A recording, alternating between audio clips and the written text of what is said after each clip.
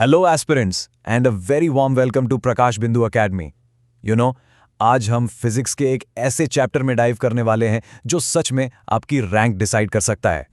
Yes, we're talking about moving charges and magnetism. देखो, ये chapter आपके नीट और जेई प्रिपरेशन के लिए ना एब्सोल्युटली क्रिटिकल है. और मेरा प्रॉमिस है, आज हम इसे ऐसे समझेंगे कि आप कभी नहीं भूलेंगे. So the big question is, ये चैप्टर इतना जरूरी है क्यों? Why all the hype? Well, चलिए मैं आपको फैक्ट्स बताती हूँ. Let's just look at the numbers, shall we? Okay. So अगर हम जेई मेंस की बात करें, तो आप यहाँ से सीधे 2 से 3 क्वेश्चंस एक्सपेक्ट कर सकते हैं. That's a big deal. और नीट में ये आपके पूरे फिजिक्स पेपर का लगभग 5% कवर करता है. So the message is crystal clear, right? इस एक चैप्टर को मास्टर कर लिया ना, तो आपको बाकियों से एक जबरदस्त एज मिल जाता है. So, here's our game plan for the next few minutes. Ready? First, we'll nail down the funda of magnetism. Then, we'll get into how to actually calculate magnetic fields.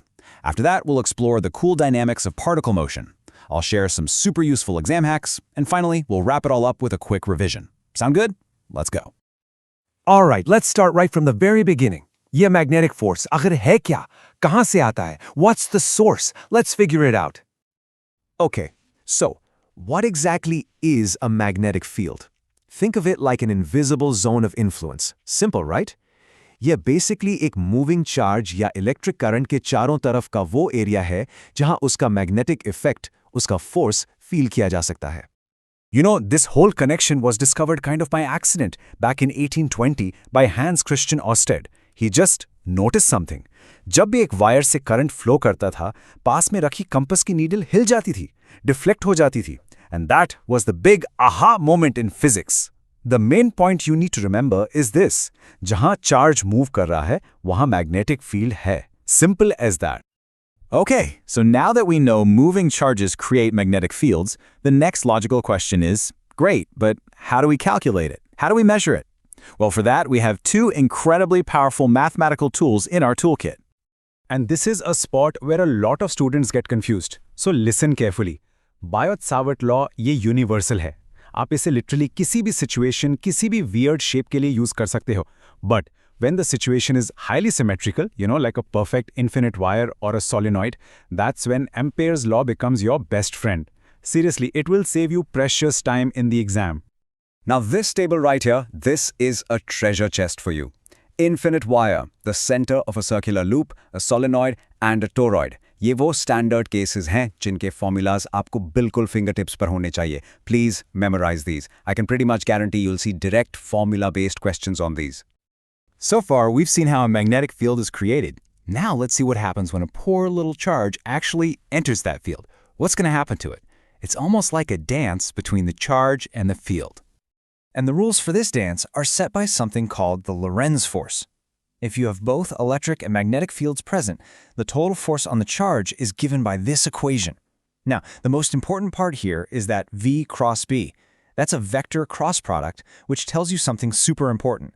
The magnetic force is always perpendicular to both the velocity and the magnetic field. And this brings us to a golden rule. A rule you must never, ever forget. The magnetic force does zero work. Why? Well, think about it. Since the force is always perpendicular to the velocity, it can't speed the particle up or slow it down. It means the magnetic force can only change the particle's direction, never its speed or its kinetic energy.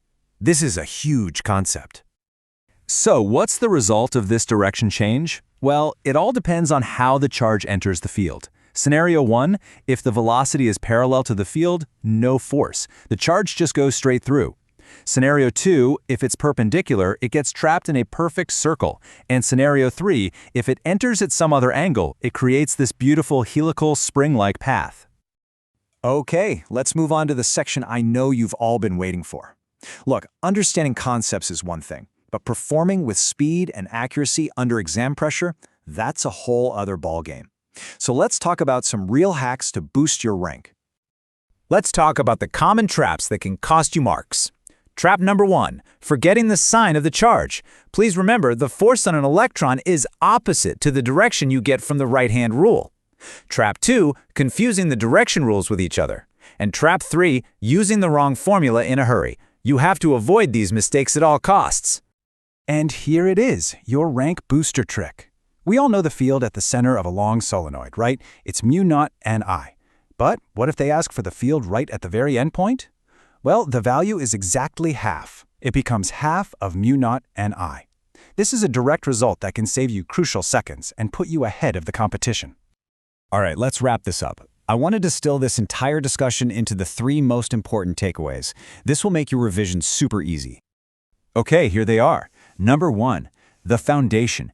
Every moving charge, every current, creates a magnetic field around it. That's the source. Number 2, the interaction. Magnetic force only changes direction, never speed, which means work done is always 0. And number 3, your toolkit. If you see high symmetry, use Ampere's law. If not, Biot-Savart law is your go-to. And finally, before we go, I just want you to remember this. Success isn't a one-day miracle. It's the sum of all the small, consistent efforts you put in and day out. So stay focused on your goal, keep working hard every single day, and I know you will succeed. All the very best.